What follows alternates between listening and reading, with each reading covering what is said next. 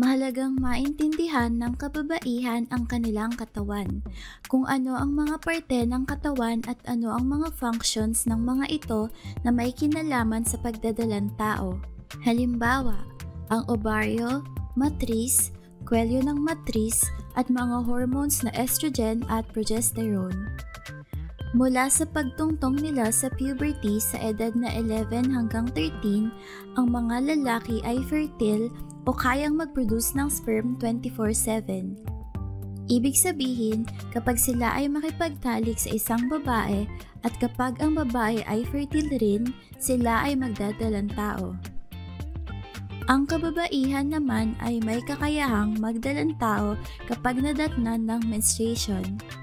Menarche ang tawag sa unang pagkakataon na sila ay magkaroon at nangyayari ito sa edad na 9 to 16 years old.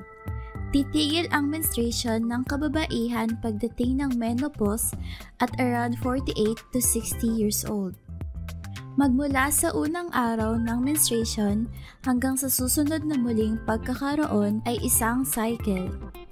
Ang bawat babae ay may natatanging cycle. Ang iba ay maikli sa 26 days at ang iba naman ay umaabot ng mahigit 32 days. Ang isang cycle ay nagsisimula sa unang araw ng menstruation at may 4 na parte.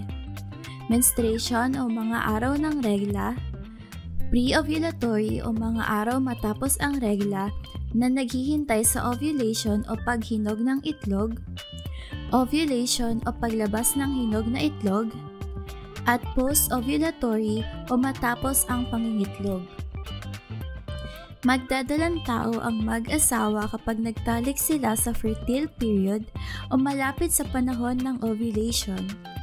Kapag gusto naman ipagpaliban ang pagdadalang tao, magtatalik lamang sila sa mga araw na infertile bago ang paglabas ng itlog o matapos ito. May mga natural na palatandaan sa katawan ng babae kung kailan siya fertile o infertile. Ang mga tanda na ito ang ginagamit ng mag-asawa para sa natural na pagpaplano. For any questions or clarifications about all natural family planning, please see our contact information that follows.